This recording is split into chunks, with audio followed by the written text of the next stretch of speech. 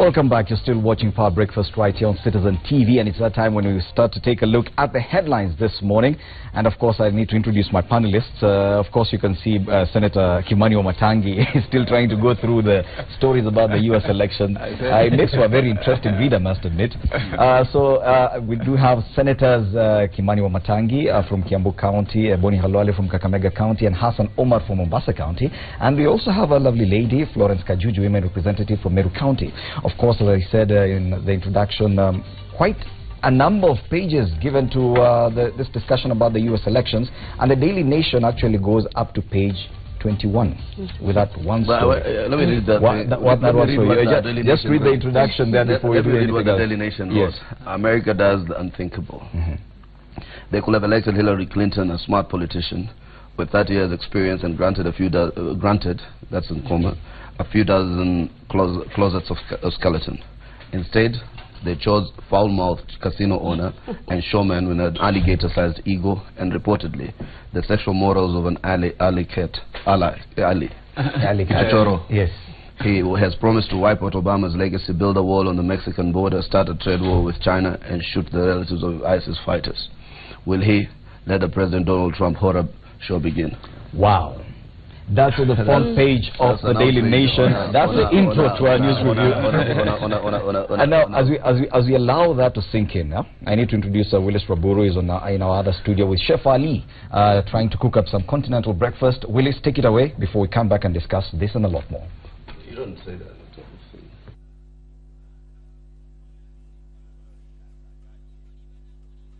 Yeah! Muko hapa mnatucheki, tuko hapa, we're live, we're doing our thing. Breakfast is my favorite day of the week. It's Thursday because Chef Ali Mandari is here. In the house, of course, yeah, with Chef Fakir as well. So we're going to do some lovely treats. We're talking about some Rolex chapati, right? Yeah, Rolex, and like Rolex, yani inaroliwa. Oh, Rolex. Tunakunja. Rolex.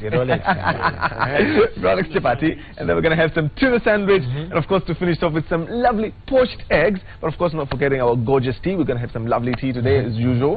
At the end of the day, yeah, we move forward. So it's going to be fun. We're looking forward. Yeah, of course, we appreciate, of course, that Kamakara hotels coming through. And I'm telling you, as you can see, the spread is here. We have eggs, lettuce, condiments, spinach, you know. We got yogurt today, and of course have fruits as well. Yes. Finish up with some lovely bread and of course tea, and we're good. Yeah. Rolex chapati umetoka sawa. So as you continue, Fred, you're allowed to have the most heated political debate over there, so that you can come now. Mukuja na njaa muongee wote itoke. Na sasa ndo watukie ndani. Wakuja na nani? Sinaona kuna mgeni pia mwingine pale. Kuna wakuja wakuja na Alisha Papa. Yes. Come through hapa musical guest today. All right. We'll hand it over back to Fred, but we'll be back, like you see. And I'll just keep it hashtag Power Breakfast.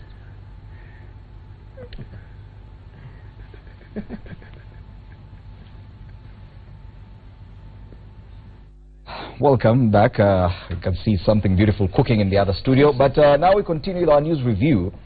And of course, there's nothing else bigger than what happened in the U.S. Yesterday and the day before. And of course, yesterday, President-elect Donald Trump was actually unveiled. And that's the biggest discussion even in Kenya today. And on the Daily Nation, America does the unthinkable. That's what the Daily Nation says. And on the Standard, how Trump beat the world. It's actually being seen as being against everyone else, standing alone. And I do not know why, because he got the majority votes in America. Not just the majority popular vote, but most of the electoral college votes. He lost so far he's losing the popular vote by about 200,000. You know, they're still doing the tally. Yes. Yeah, so he's losing the popular vote. But anyway, what's the big deal about this? Because everyone in the world expected Hillary Clinton to win, of course. Everyone? Oh, Senator Boni Halwale. The two of us were. Let's start with you. I was also vote for Hillary. I am not shocked at all. In fact, I should congratulate the voters who voted for Trump, for the reason that Kenyans thought that Hillary Clinton was a Kenyan who was going to be an American president. So they were carried with the emotions of the fact that the Bill Clinton family worked with Obama during these 8 years, and that Obama was supporting Hillary, and for that reason Hillary deserved to win. All that was hogwash and nonsense, purely emotions. They refused to follow issues. What were the issues? The issues were very attractive to the voters. One, a strong statement on security, both national and global. Trump had it. Hillary Clinton didn't. Two, the issue of strengthening the economy.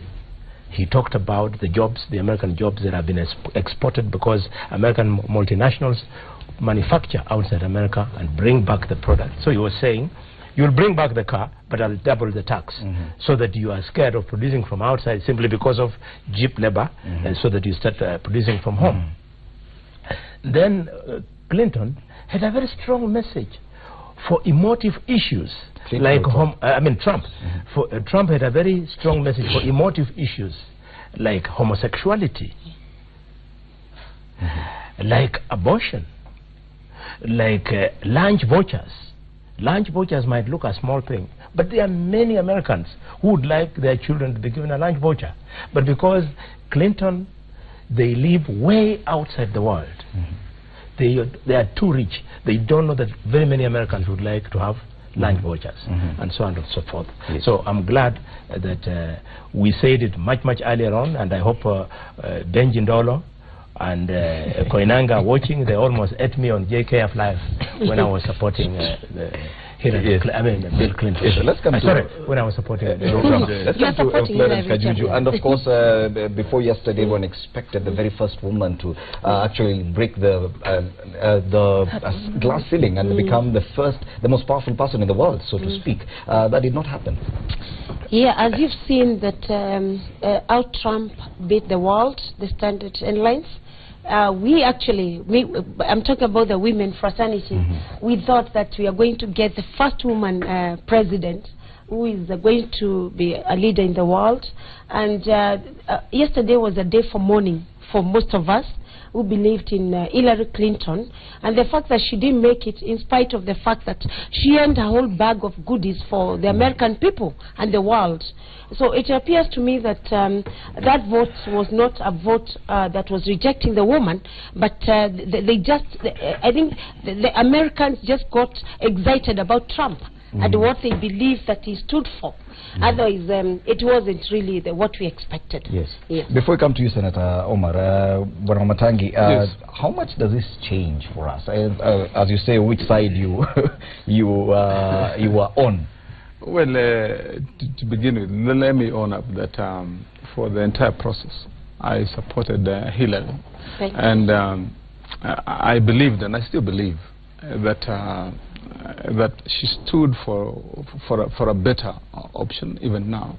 And I'll tell you what to my mind this means. I think, to begin with, and the American people have got a big task ahead of them right now to explain and rewrite the American brand. Because, you see, the question now on everybody's mind, and this is why I would want to draw the line on the global demographics, all the way behind. Remember when we had the communism chapter and the democracy chapter. Most of us, countries that supported or were colonized earlier by Europe, followed the democratic ideal all the way, including the US. All those countries, and then now we have the other countries on the other block. We have always, or people have always believed that that brand, as represented by the US, stood for those values that Hillary stood for or tried to advocate. But then here comes the Trump victory, and the question that I think the American people will have now to renegotiate and answer to the world is, do they really stand for what they say they do? Because this victory means many things. One, probably the American people really have been looking for somebody who would say the things they cannot say themselves out there. And, you know, I mean, the whole of that narrative on hate, on, stopping people from coming into their country, deporting others, and, you know, the whole negative message.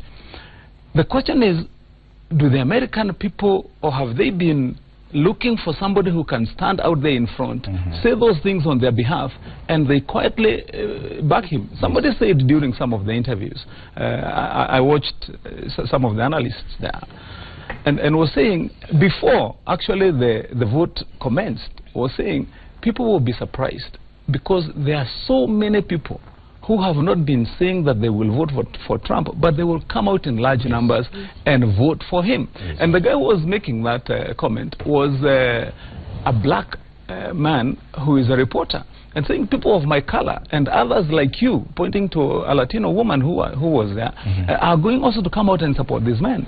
Now, you see, the message that Trump had for the American people is one of ourselves. We make America great again, meaning, in my interpretation, that we repossess or we dominate. Yes. Just that supremacist idea. Yeah. And that's what I want to ask Senator Hassan Omar, because it's like we're seeing a trend with Brexit, now with the US. Well, these huge economies appear to be retreating into themselves in this age of globalization. I have relatives who are Americans. And friends who are American citizens, Muslims for that matter. I called some of them on election day and asked them who they were voting for. And they said they were voting for Trump. So don't delude yourself. They said, what can Trump do to the 6-7 million Muslims who are already in the United States? They're American citizens, their systems, they work. So Trump is saying, stay at home and build your countries. Remove your despots and build your economies. Create your America where you are. Why do you want to go there and do 3 jobs? You run from one restaurant where you are a waiter and another one where you are peeling potatoes. Yeah, this is a wake-up call for us. Trump brought raw America to the table. You know, you guys like this politically correct language by Obama. You thought he was a Kenyan. He did nothing for you. You know, let's not delude ourselves here. They are not voting for the president of the world. They are voting for the president of the United States of America. They are interested in their single issues. My friends, Muslim friends in the United States, voted for Trump for one single issue. The presidency of Obama and Hillary Clinton, Secretary of State, did not lead to the withdrawal only of troops in Iraq. They destroyed the entire Muslim Arab world. All of it. They razed Syria to the ground. They're supporting a regime change. They are funding rebels who have morphosed into ISIS. Today, Syria is rubble. They have bombed each and every part of Syria. Everybody is taking an experiment on Syria. When there's a terror attack in Paris, they bomb Syria. When the UK is having its own issues domestically, they bomb Syria. When the US is having excess ammunition or bombs, they bomb Syria. They went and killed Gaddafi and created a more unstable Syria. I mean Libya. Libya today is light years behind. They are not better off than before Gaddafi, or while Gaddafi served. So let's stop this optics of the media of politically correctness. If they were for democracy, the Muslim Brotherhood is the first country that transited into democracy. Morsi today has 2 life sentences, 2 death sentences and a life sentence on him. If Uhuru Kenyatta fails to perform, you don't overthrow him and send him to jail. You wait for the next election. If Muslim Brotherhood was not performing, you do not overthrow and kill thousands of its supporters, and then wade around with dishonesty. So if Trump is saying what he's going to say, keep off Syria. For us, we don't need Syrian refugees in Europe or Syrian refugees in the United States. After all, they were not going to Syria. You created the war in Syria. But probably. So just let me finish. So what you do, you stabilize. Syrians were not migrating to these countries. So if here you are, you're calling for regime change, and the young bodies of Syrian kids are being washed ashore, and you're calling for regime change. So somebody comes with a template, and I've seen a lot of writers even in Kenya, including a few Mashare Gaido, supporting the Russia template for Syria. Create a stable Syria. give a timetable for transition. You can't tell us you're constantly, doing all these little things. So let us not pretend. They say, I've read articles in the Associated Press that George W. Bush did more for Africa than Barack Obama did. Yes, but not on that narrative. All the pollsters missed out on this kind of emotion. Exactly. It calls to question the role of the incumbency in any general election. It was very clear right from the nominations in the Democratic Party. The U.S. machinery wanted to drive her to be the president. So they rigged her in. Sanders was better than her. Sanders would have helped the Democrats to defeat Trump. Rigged her in. And as if it was not enough, they now realize that she had no chance against Trump. So they got all the opinion pollsters, and thanks to you and the media, to start fighting Trump. Trump never ran against Hillary Clinton. If Trump had run against Hillary Clinton, he would have defeated her very badly. He was running against the U.S. media and all scientific, very rich, highly established polling companies. And then, of course, the state machinery itself. But as I look at him, I remember a little book which I think many Kenyans have read by Enric Epsi, where he says, the strongest man is the one who stands alone.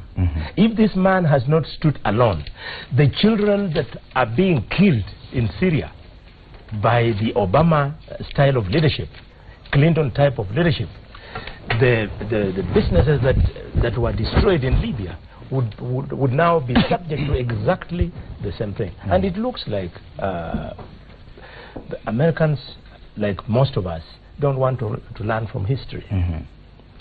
Al-Qaeda came from an American problem. They took Osama bin Laden to Afghanistan. He landed there, then he became a terrorist. Similarly, they helped the ISIS people, and the ISIS have metamorphosized into a terror group. It doesn't help to go and interfere with other countries. Look, the professionals, and Kajuju, I respect you for your professionalism. These little things you are crying about, that now Kenyans have no opportunity to go to the US. Who told Kenyan professionals that they should go to the US? They should be here. We grow our own economy. I normally get extremely ashamed when I go to the US and I see young qualified Kenyan professionals cleaning toilets. They have gone there with their qualifications from the University of Nairobi, but because they are trying to sneak into the system, they start by doing toilets. And one of the headlines on the Standard, which could actually bring the story closer home, is that there's panic as 30,000 Kenyans face deportation under Trump regime. That's a headline on the Standard, page 10. Now, let them come home with the help us to build the country. To such kind of a headline? First of all, I actually, much as I hoped that Hillary Clinton is going to win, I like the message that Trump gave immediately after he won. He sounded a reconciliatory note. He called upon everybody to support him in building America. It could be routine, but I want to believe that he's a man who is not really going to do all that he threatened, and he's going to ensure that America still continues building people. He might not encourage more people to come into America, but I don't see a situation where Kenyans or any other African, for that matter, or the black Americans will be forced to exit America because of Trump. But I'm not also a proponent for people running to these developed countries to seek for jobs. I'm someone who believes that if you live in Kenya, you build your Kenya, you have an opportunity to be a better person in Kenya. So really, this issue of running, as the Senator Lwale is saying, I'm not a believer in that. And Senator Matangi, of course, these 30,000 Kenyans who are in panic are not U.S. citizens. These are not U.S. citizens. They're in the U.S. illegally. Yes? Well, they're actually illegal immigrants. I have two issues on this. One, the first issue is the narrative of what is Trump's approach, or what would be his message. And even the message he sold during his campaigns on the question of the Muslim world. And for example, the party he represents, the Republican, remember that actually it was the Republican regime of George W. Bush that invaded Iraq and destroyed Iraq itself and Saddam Hussein. They went ahead and invaded Afghanistan and destroyed Afghanistan. When Bill Clinton was president and he had tried to build bridges between the Palestinians and the Israelis, George Bush came down and destroyed it all. Now, the point I'm trying to make here is this, that it is not necessarily that from the entire policy of the American government, whether Republican or Democratic, is about supporting that agenda of the Muslim nations. They have their own stand, whatever president comes into power. Now, the point is this, that Trump exaggerated or brought this message to an even higher level when he, during his campaigns, first would tell Muslims, even before they immigrate to America, that we are not going even to allow you to come, and we will go ahead and deport the ones who are here. Now, and to me, the message here is very, very clear, that the people of America voted for, or out of fear, he played into their emotions. And secondly, this idea that what does it mean if our people are going to come? I want to remind my colleagues here and our viewers one thing. It could be happening out there, but does it have an effect here? My answer is yes. Now, remember what happened to the global economy. First, when Trump was elected, you saw what happened to all the entire markets across the globe. They all dipped. Now, how does that affect us? Remember also what happened when the American economy went into a recession.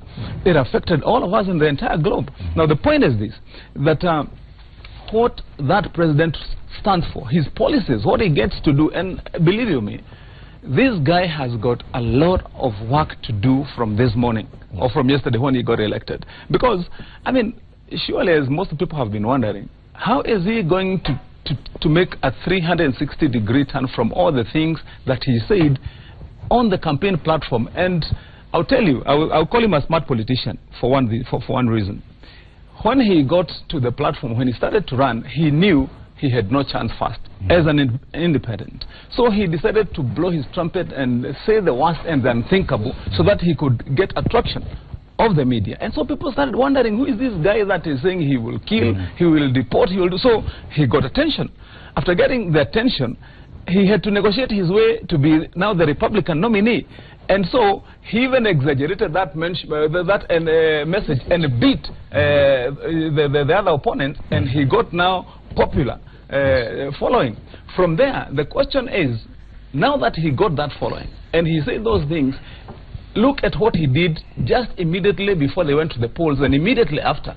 He had completely tried to change his brand, and now he was speaking quiet and cool and looking presidential towards the voting day. Now that metamorphosis tells you that indeed, in the first place, he may not have carried a genuine message for the American people. So simply for the campaign. I mean, of course, he wanted to be on the ballot box and win. And remember, this guy is a billionaire who has made himself. So he knows the art of make-believe. Yes. And getting deals done. But so the question is, I really need this conversation to go towards what it really means for Kenya. And that's why I want us to discuss. But I want to touch that Muslim issue first and foremost. You know, I was talking to some Muslim professionals about 3 weeks ago, and they were extremely worried about Trump. I said, Trump will be the catalyst for us to start thinking. You know, sometimes through adversity comes that issue of innovation. Necessity is the mother of invention. When you're sedated by the likes of Clinton, you never think beyond the scope of some food aid and some few of this. Why do Muslims, I ask them, why do you Muslims need to go to the United States? You have an entire Muslim world, you're living in Kenya, you have the whole world to yourself. Oil. The only place that I know is an obligation for Muslims to visit is Mecca. And as far as my geography tells me, it's not in the United States. So have no fear, first and foremost. After all, he's not able to do anything to the Muslims already in the United States as American citizens. There are other structures and systems of government. There are the court systems. There are other structures. Thirdly, these same people who are saying how they respect Muslims, have initiated war and destruction. The same reasons we removed George W. Bush when Americans rallied against the war, illegal war in Iraq, is the same reasons. Some of the Muslims in the United States also rallied against the illegal, actions of the Western powers. France, United Kingdom, and the United States in totally destroying 2 or 3 nation states there. This issue of the Kenyan people. Yes. These Kenyans went there as economic refugees or immigrants. These are the same people who need to come back home and build a nation. Stop voting for their tribes and vote for their policies. Stop voting for the same political elite, the political establishment that the Americans were voting out, and vote people who genuinely represent your aspirations. So you mess up your own country, you are voting like a tribalist, you are doing everything wrong in your own country, you are allowing corruption to take root, to define government, and then you want to go to another country and peel potatoes through illegal immigration. I mean, you are better off doing some of these things back at home. I want to agree with Senator Omar Hassan by giving 2 examples from my own family and from my county. Right at the very beginning, the first neurosurgeon in this country was Andabwa from Ekolomani. The guy, as soon as he was helped through public support, charity and so on, to go to the top of his profession, he disappeared into the US only to be sending probably $100, $200 to the family at home. Had Andabwa stayed, he would have contributed in training more doctors to be neurosurgeons like him, and so on and so forth. Then there is Dr. Mateshe, one of the first neurophysicians. Again, they have stayed there forever. They have made no contribution. Why? The reason is only one, that when we were starting employment, like my first salary as a doctor was 4,700 shillings. They didn't want to go through that mud. Instead, they ran to the US to quickly change their lives. I want to appeal to these 30,000 Kenyans who are in the US. Come home. Let us build our own economy. The issue of fear that Donald Trump is going to throw out bona fide African Americans or Kenyan Americans is not true. The American system works in such a way that the president does not make a decision as the president. There is a decision-making mechanism. The security, the generals will advise him on the security aspects and so on and so forth. So nobody should be worried. The majority of Kenyans in the US, not majority, a good number, a huge percentage of them are illegal immigrants. They pretend they are going to attend weddings in the US and never come back. And then they never come back. Yet here back home we see that when we meet illegal aliens, let's say from Ethiopia and Djibouti, they're arrested immediately. Then why are we seeming to be defending these illegal immigrants who live in the US? It's an illegality as well. Well, I'm not necessarily defending them, because I don't think you need to break the law for you to survive. Yet we could say America is the land of opportunities, but that does not mean that Kenya does not have the opportunities. We have them, and our economy is growing. So really, I would encourage these Kenyans, if you must come back home, you feel that you're worried about being in America, come back home. There is everything that you would really need in Kenya, just like in any other country. But I imagine also, as Senator Lwale has said, the systems, the structures, and the laws that are in the US will not allow a president to just do what he wants. So there's no need to fear. They should, being illegal, in the first place, you've broken the law. That is why you're scared. But if you're properly in the country, then you need not worry. Yes, Senator, on this particular headline. Yes, on that particular issue, I want to believe that my colleagues are only specifically speaking about illegal immigrants. Yes. Illegal. Because there are 30,000 illegal immigrants. You see, Fred, the debate on the cross-border trade, on immigration, on integration, on exchange of technology and know-how between peoples and those working here and going to work in the US, that is a very, very, very huge landscape. And I'll tell you what, about a year ago, when Kenya Revenue Authority was releasing their report, they said that Kenyans in the diaspora brought in back home more than $1 billion to this economy. And if you counted the number of Kenyans who are working in foreign countries or who have immigrated to other foreign countries, you're talking about a huge number of Kenyans. Now, what we would be asking ourselves, in my view, is these Kenyans who have gone there and are illegal immigrants, what would be done to enhance the opportunities to legalize the opportunities to be there? I'll tell you why I have this argument. If you look at our own economy right now, at our own young people, the youth that we have in Kenya, the middle level people, now how many unemployed people do we have here in Kenya? Before even we talk about those 30,000, we've got hundreds of thousands of Kenyans here who are already looking for jobs, who can't find a job. I mean, have we built our economy to the extent that we are saying that, yes, we have so many opportunities, bring these 30,000 back home? Now, what we would be asking ourselves, in my view, is this. Now, if we find that indeed there is that pressure, Kenyans even want to take the risk of going there illegally, how do we have an arrangement or a platform that will enable them to legalize their stay?